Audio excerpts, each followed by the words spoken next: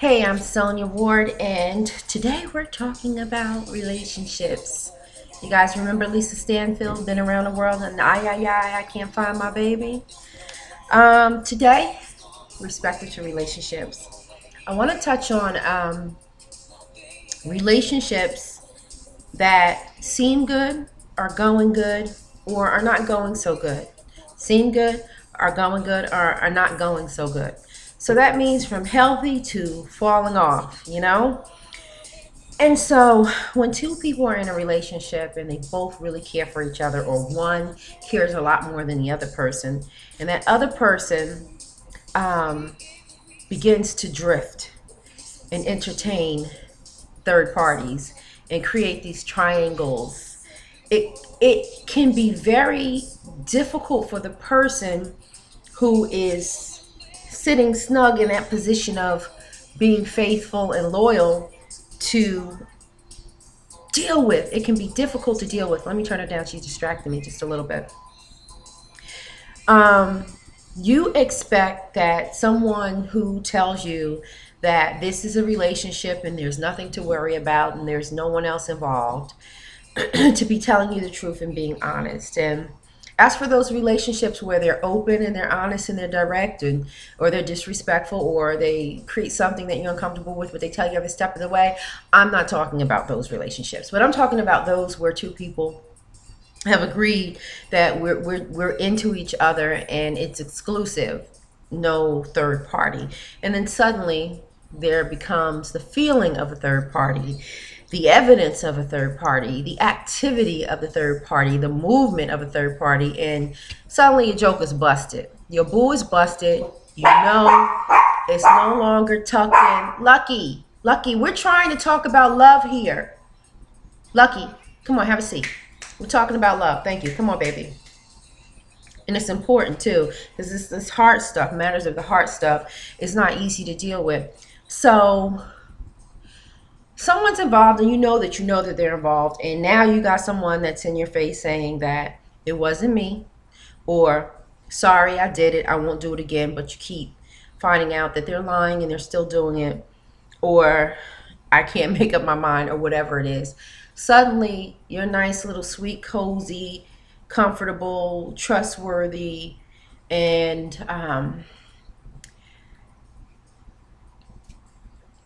committed relationship is no longer committed. It's open now. And you start thinking to yourself, where did I go wrong?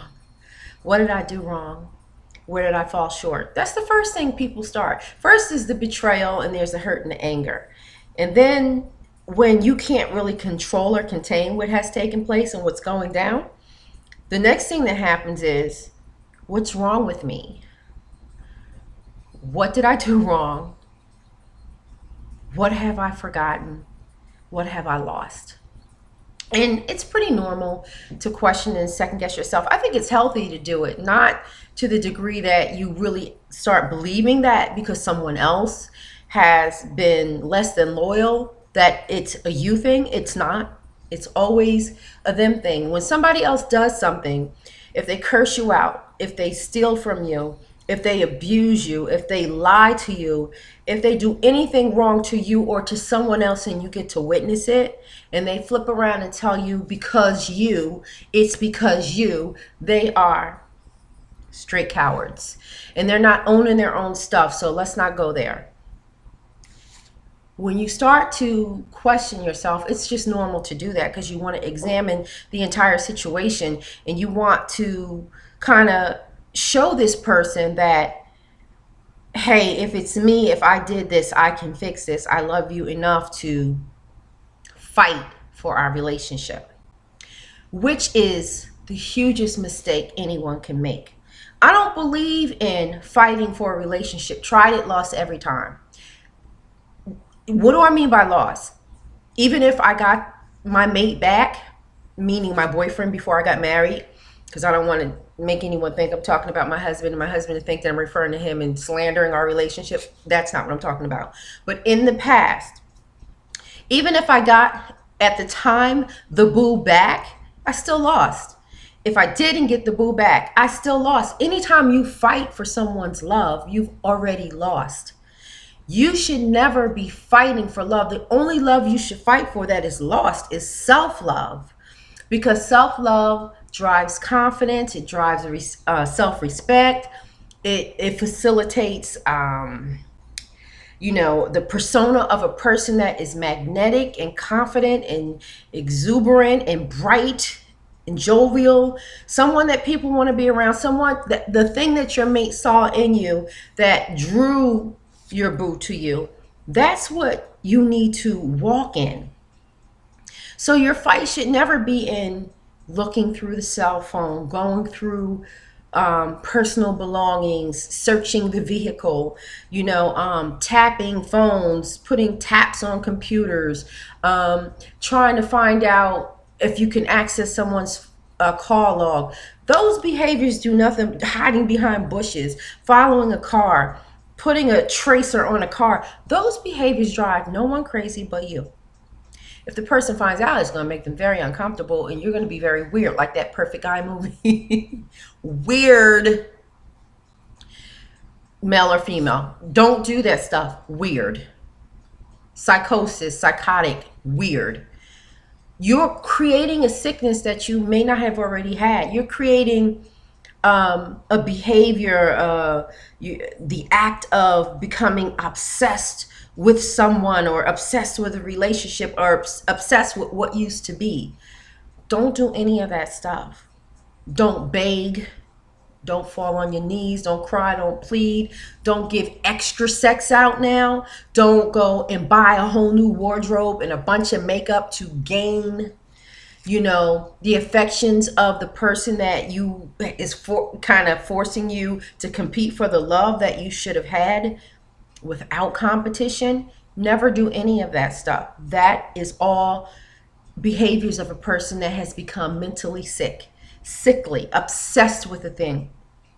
And you what you do is you begin to lose. You begin to shrink in character, in stature. You shrink. You're no longer attractive. You're no longer powerful. You're no longer exuberant. Your light is dim. You're no longer sexy. You're no longer the catch, because you're desperate. And when you become desperate, that trumps everything that's great about you. Desperation dims your beauty, dims your look, your style, your swag, your appeal, your intellect, your wisdom, your talent, your glamour, your money, your vehicle, your house, no matter what you got going for yourself, your great job, your career. When you become obsessed and hungry for a person that is clearly having an appetite for someone else, you are bordering mental illness. Now, the thing about any illness, some things are diseases that you can't get rid of. Some things are treatable with medicine or talk therapy or prayer. And some things are very temporary and you can get over by just changing your lifestyle. What people do to you is they boost you up and they make you high and they sit you on this pedestal. And the moment that they do that for someone else, you suddenly drop. You drop to the bottom, you hit rock bottom, and you're confused about who you are. And this is why it's important for self-love and self-confidence and self-awareness and just knowing the self, so that you can build yourself up in God, through God. And so that when someone comes into your life, those enhancements have been made and they're just bonus caveats, not the bulk of who you are. So I just wanted to say that you should never fight for love. The only love you should be fighting for is self-love, the ability to love yourself genuinely and purely and authentically. If you allow yourself to walk in those behaviors, to chase down a relationship that was and is no longer, or is no longer as it was, it's shifted, it has changed. If you allow yourself to do that, you will open the door for spirits and sickness and things that will attach themselves to you and really make you not the catch, not the one. You will lose. Never fight for love. It's better to lose to win. Just like My girl Fantasia says, she's got a wonderful song. Sometimes you gotta lose to win again. And having your pride, not being prideful, but having your pride and your confidence, and applying your energies toward things that make you peaceful and settle you and keep you focused and keep you kind of like going up rather than being drummed down. These kind of things will save you, and they will make you appear radiant through the whole process. And that person will either realize that they lost the best thing they ever had, or move on and will have lost something that was very, very, very, very special, and that's you. Never forget it. You're very special. I'm Sonya Ward. Check me out at www.sonyarue.com. Thank you for stopping by. If you like my video, please give me a thumbs up and click like, and please do share it with your friends. Take care.